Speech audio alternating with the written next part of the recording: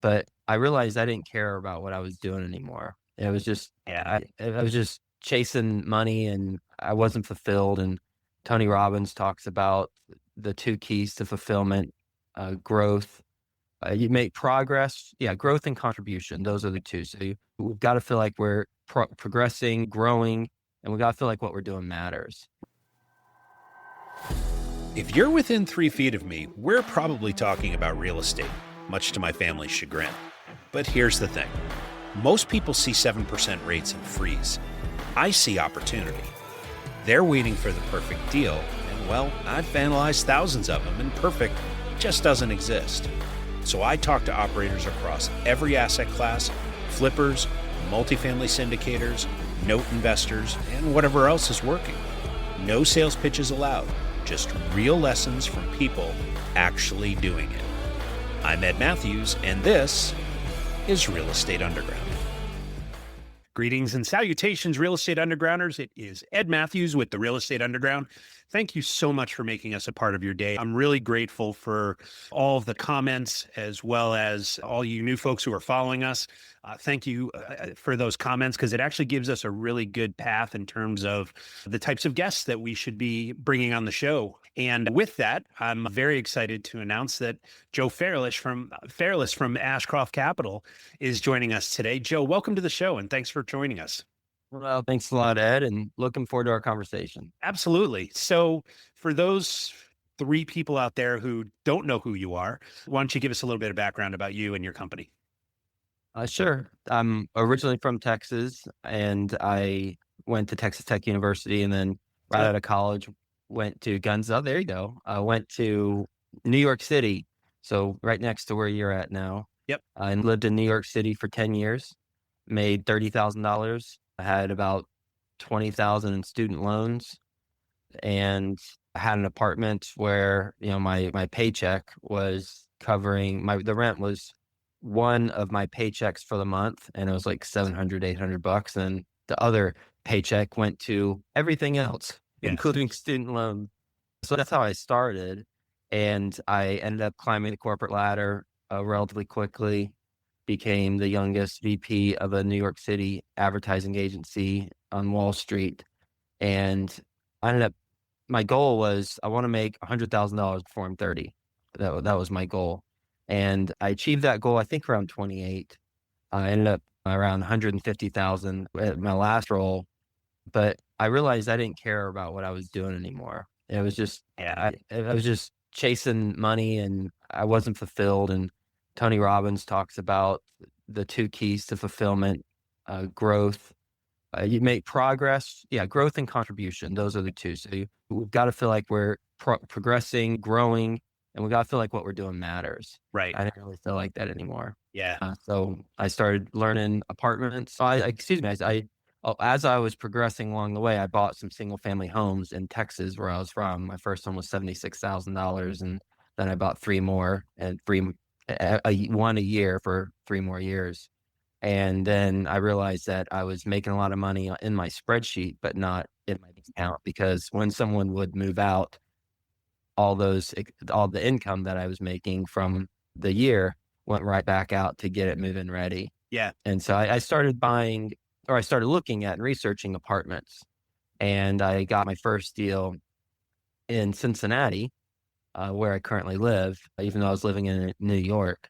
And I raised money from 12 investors, and I learned all the things not to do on a deal.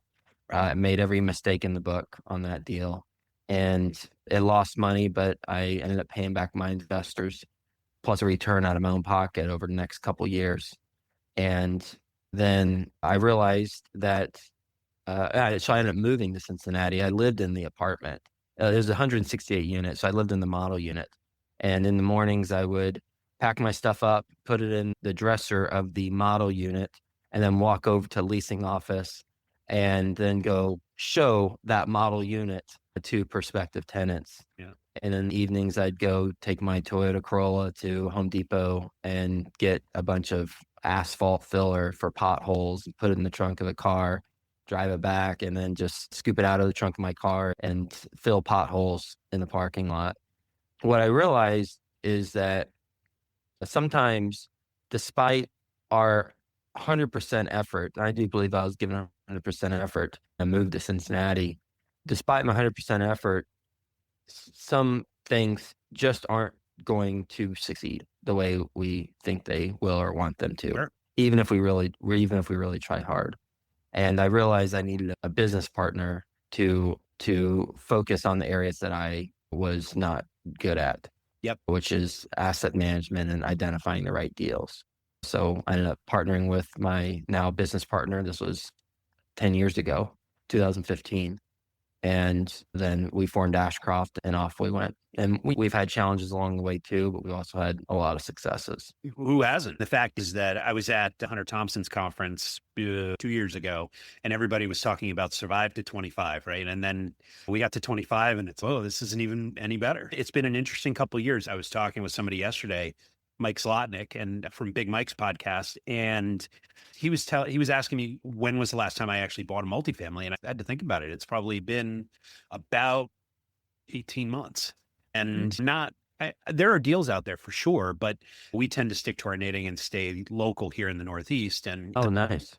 it's great in that it's my old flippers mentality of I want to go out and touch the property, much like you moving to Cincinnati. I want it to be a drive away so I can go do whatever needs to be done. But what's interesting, I'm starting to see a shift in terms of, I'm always looking for that spread, that 2%, that 2-point spread between cap rate and debt cost. And elsewhere in the US, I know for a fact out in the Midwest that can be found, but here in the Northeast, we're not quite there yet. I'm curious, you tend to invest in the Sunbelt, if I'm not mistaken. And also obviously Ohio, but where are you seeing movement? Where are you seeing opportunity in this market? And the Ohio property, that was the only deal that we've ever owned. And actually my business partner never did. I met him after I acquired the property, which is Frank Ressler. Yeah. Yep. So we've only purchased Ashcroft. We've only purchased in the Sunbelt. So we have properties, Dallas, Fort Worth. My first property was in Houston. First couple were in Houston. We don't own any in Houston now. We've got deals in Chapel Hill, Atlanta, Jacksonville, Orlando, Tampa, and then right outside of Miami. Sure. To answer your question about where we see opportunity, I'll just give some context. There was a migration from like 2020, 21, up to 2020 through 2024. There's a migration to the Sunbelt. Yeah.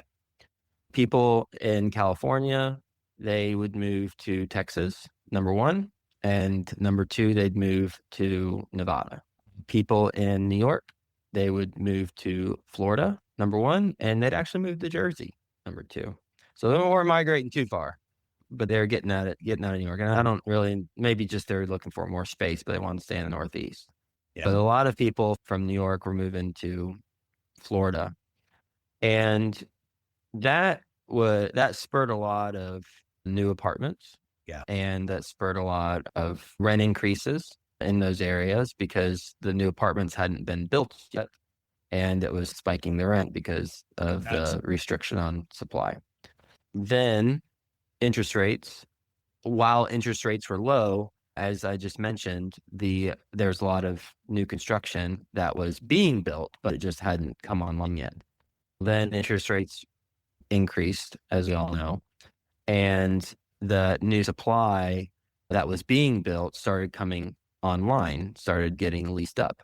At the same time that the interest rates were increasing, and at the same time that, as we all know, expenses were running wild. Yeah. With costs and with payroll and lumber and everything.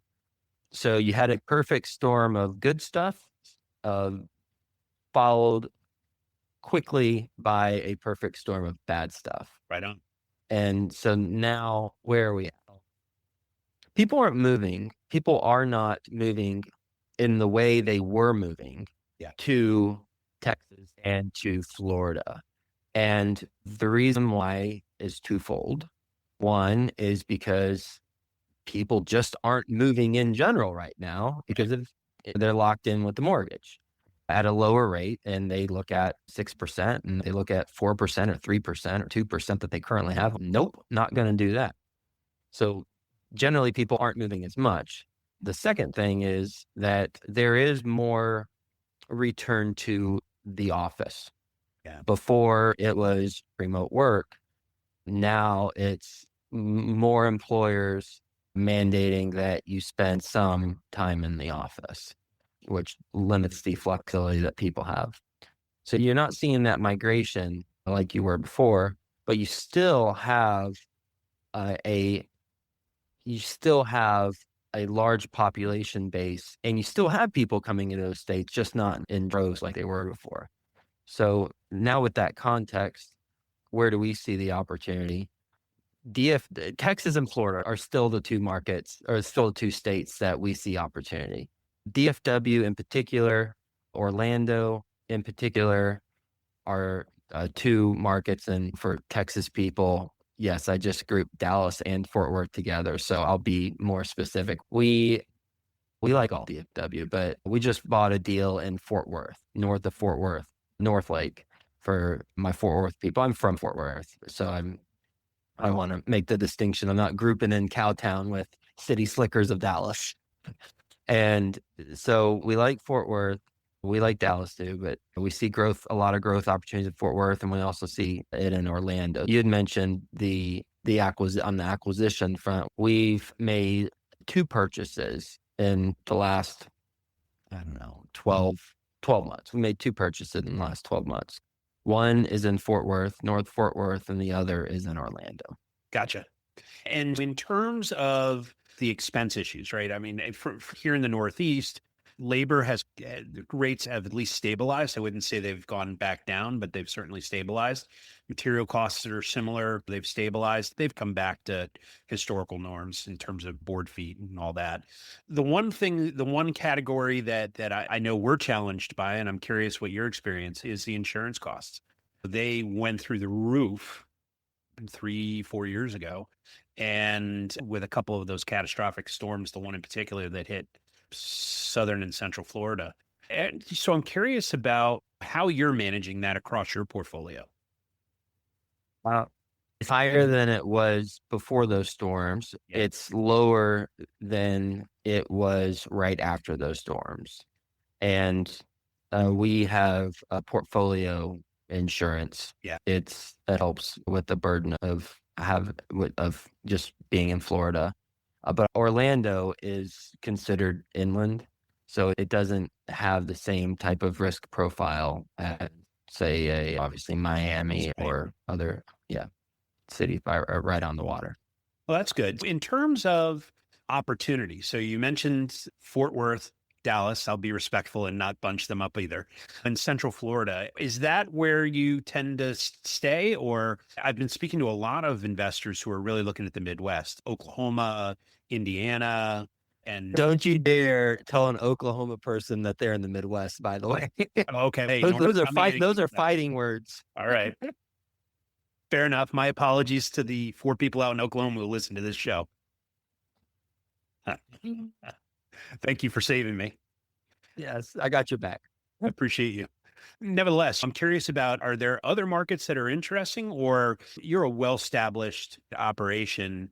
And I would imagine that one of the reasons you focus and planted your flag in those two areas is for economies of scale, right? It allows you to build teams around those geographies. Have you looked elsewhere, or are you sticking to your knitting? We have looked elsewhere. We've looked at Vegas. We've looked at Phoenix. We have not seriously looked at the Midwest or the West Coast or the Northeast. And that is because, as you mentioned, we are well established and we have systems in place. And it would need to be a portfolio acquisition. Yeah, makes sense. 1,200 units to bump outside of the Sunbelt for it to make sense. We are vertically integrated. We have our own management company. Currently, it only manages our properties. So we have a system up and down the line, and it just would need to be really compelling. There's over the last couple years, I'd say over the last 3, 4 years, the best place for rent growth has been the Midwest. Yeah. You know, so I get it. Like the operators that just invest there, everything's cyclical though, right? Sunbelt was bonkers before that. Yeah. So it's just, I think instead of trying to chase the next market, it's more, hey, we have relationships established in the markets we're in. We've got the systems, the people, the process. Plenty of opportunity in Atlanta and Dallas, Fort Worth, Orlando, Tampa, Right. Jacksonville. Yeah, where you don't have to move beyond. And it totally makes sense. We do the same thing as before we hit record. I was telling you I tend to stay in the Northeast for that exact reason. So I get it. Yeah. So let's talk about a deal you walked away from. I'm always interested in, they say that sometimes the best deal is no deal. And Yeah. so I'm curious, as you've looked into these other markets, Nevada, Phoenix, you mentioned, or Vegas, Phoenix, what was the situation that you thought you might be interested in? You went, nope, that one doesn't get through the filter. Walk me through that. Yeah. It's interesting. The Fort Worth deal that we purchased, we bought it direct from the lender, and we got financing that is advantageous to us, that is like really low interest rate and fixed, and it's a lot of good things. Trying to get it off their But balance sheet. yes, that lender came to us previously with a handful of other deals. And oh, by the way, the deal that we just bought, it was for actually for a little bit less than the debt that was owed. So it got foreclosed on, the bank foreclosed, and then they offered it to us for the debt. And we said, oh, this looks great in due diligence. And then 750K, I think, less after due diligence. And we ended up with the price. Gotcha. But before that, the lender reached out, got these 4 or 5 other deals in DFW. Great. And we're going to offer it to you for the debt. That sounds very appealing. We look into it. It's not worth the current debt that is owed on the property. And they wouldn't budge with us on those deals. I think there's a lot of opportunity right now.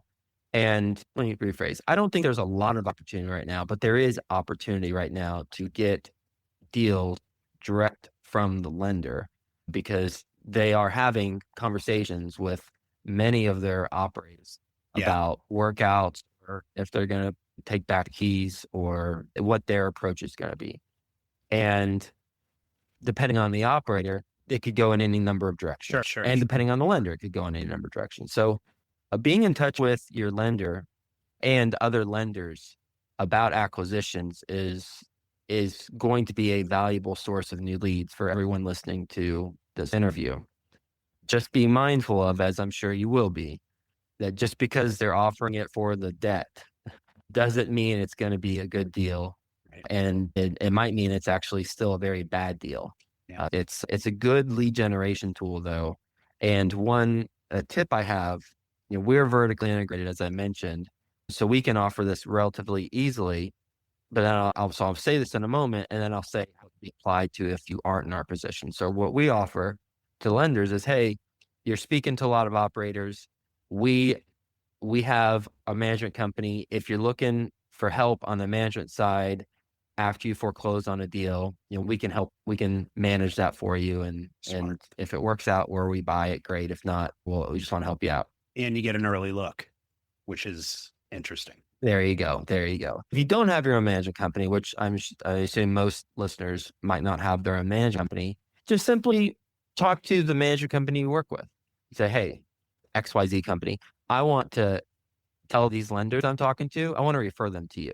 And with those referrals, just help me get in on the first look of on these deals. So just partner up with a management company and refer them. Refer an ally yours, and that could help you get some really good deal flow. Absolutely. That's absolute genius. Yeah. My banker is one of my closest friends, and because he's awesome, but also they see a lot of deals that I'm not even aware of. And at the very least, the cup of coffee or the sandwich that I grab with him every once in a while, or the beer we grab, I get insight into the market, what's going on, where are things moving, how are things going? Because it was interesting, and I'm interested in what you said about the lenders and the way that they're handling this. Because Moody's had that report want to say early 24, January 24, about the fact that there were probably 22, 23% of the loans that were about to be repriced back in 24 and into 25 that were below water. And what's interesting, saw a lot of bridge activity, but I didn't see a lot of what you were describing in terms of the operators handing the keys back. And so I would imagine that there was a lot of workouts and behind the scenes. But even those, given the fact that interest rates really haven't moved all that much in the last 18 months, that I'm curious if you're still seeing that problem was not resolved, but actually kicked down the road. Stay with us. We'll be right back. A motivated seller just filled out your web form. If you call back within 5 minutes, you're nearly 4 times more likely to get that seller appointment. But delay your follow-up by even just 10 minutes? Forget it.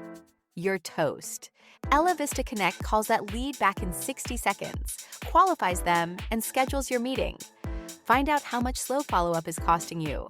Free calculator at ellavista.com/underground.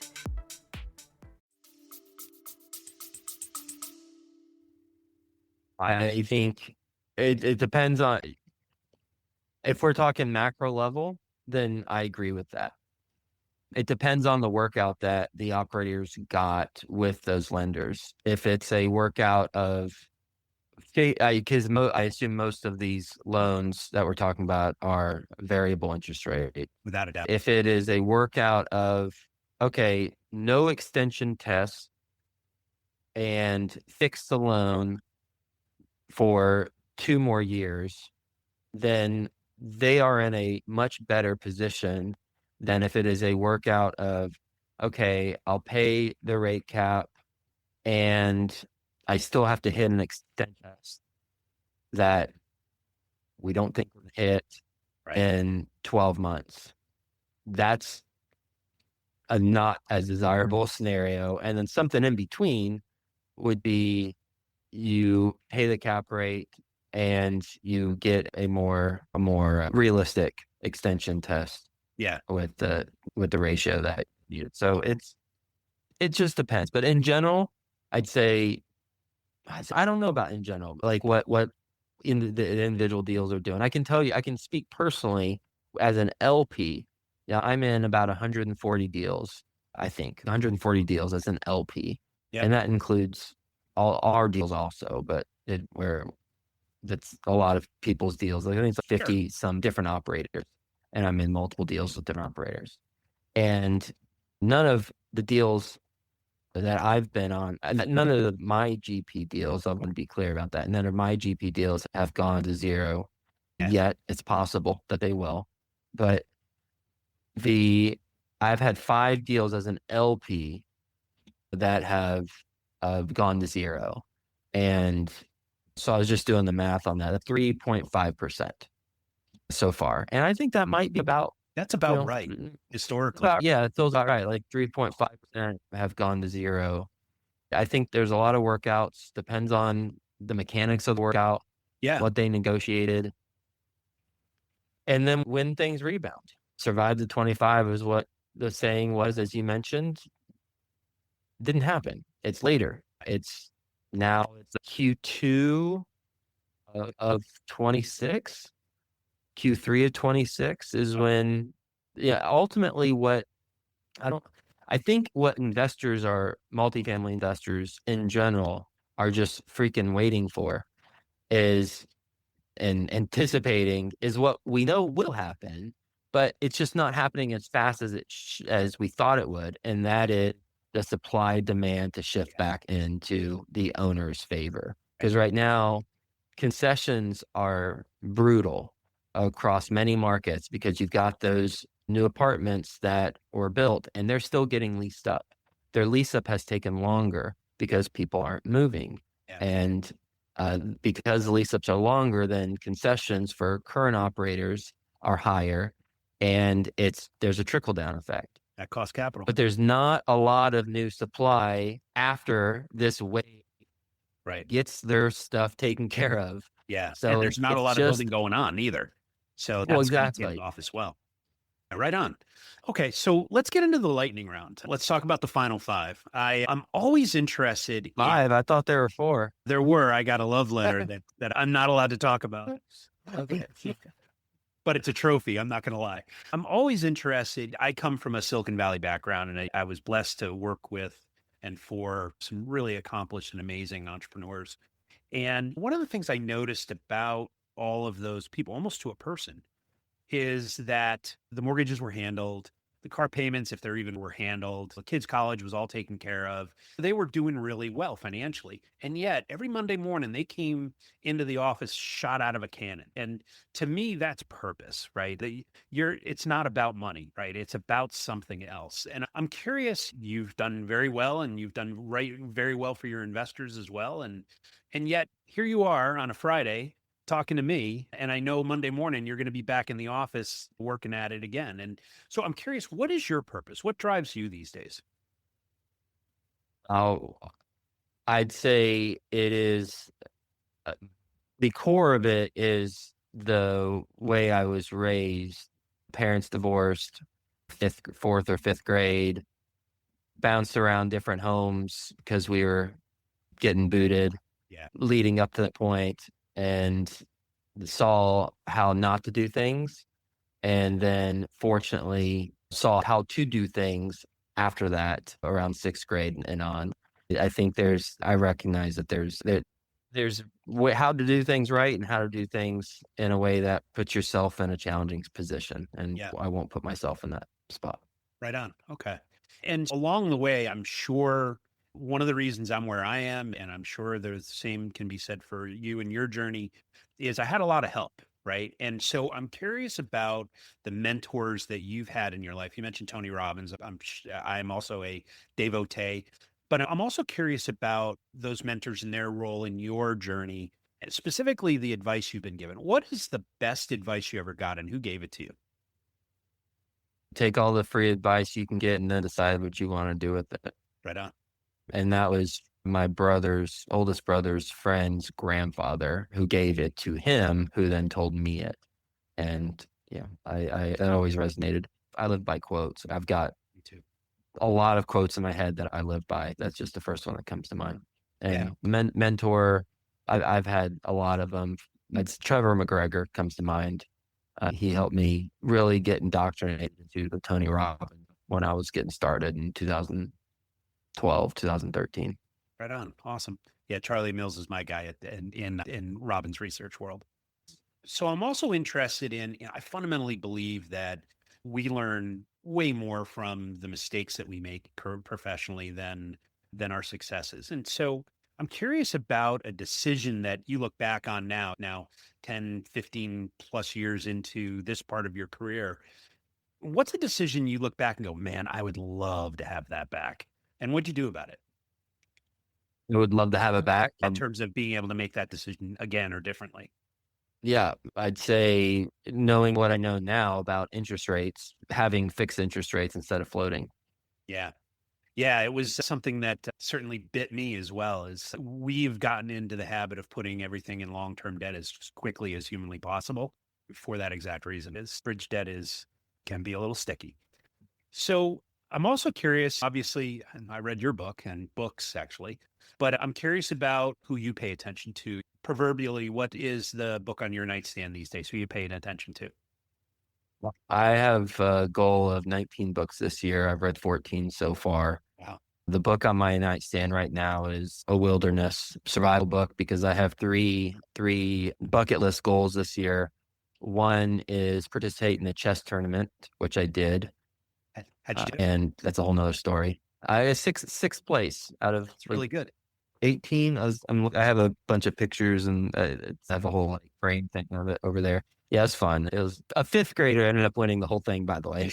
With a Ash win. 1800 rating. The fifth, yeah, 2040 was his rating. Okay. Yeah, and he was the very first person I played. Yeah. So I thought I was about to get smoked after I played him, the fifth grader, and then there was like, no, he's really good. Okay. That, and then the other two bucket list items for this year, create fire primitively, which I did 2 Fridays ago, and then build a shelter and sleep in it, which I'm going to do tonight. It's just good to get in nature. That's why I do it. Personal challenges. I love it. But that's on my nightstand right now. That's the 15th book that I'm reading for the year. I've read sales books and a bunch of other things this year, but that's what I'm reading now. Yeah, I'm a voracious reader myself. I'm actually reading Keith Cunningham's book, another Tony guy, The Road Less Stupid. Oh, interesting. I just started. Okay. I haven't heard that. Yeah. I haven't heard of that book. So far, so good. I'm about 5 chapters in.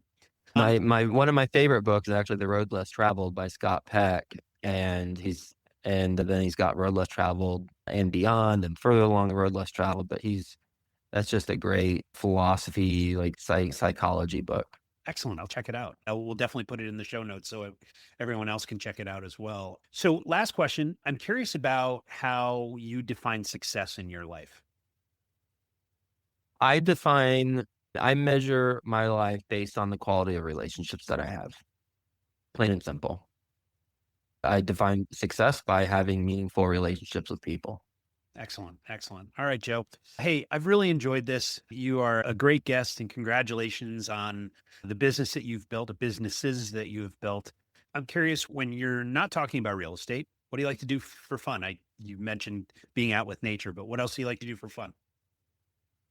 I coach my daughter's soccer team. I'm an assistant coach for my daughter's soccer team. I grew up in Texas, as I mentioned. There were no soccer balls allowed in Texas when I was growing up. I played football and baseball. Right. So I'm the raw, organized, the chaos guy for the soccer team. So I enjoy that. I also play softball on Thursdays. Been doing that for 10 years or so. That's a lot of fun too, and hang out with family. Excellent. Excellent. Joe, if somebody wants to learn more about you or Ashcroft Capital, what's the best way to do that? Well, Ashcroft Capital, you can go to our website, ashcroftcapital.com, and you can see the current offering that we have in Orlando, actually. Okay. 10 minutes from Disney, 2021 construction, bought at a really good basis. Nice. Joe, thank you so much for joining us today. It's really good to meet you, and continued success. Thanks, Ed, and enjoyed this. And thanks, everyone. This has been The Real Estate Underground. Don't forget to subscribe. It helps us grow. Until next time, Undergrounders, remember your real estate journey begins with a simple step forward. Now get to it. Bye for now.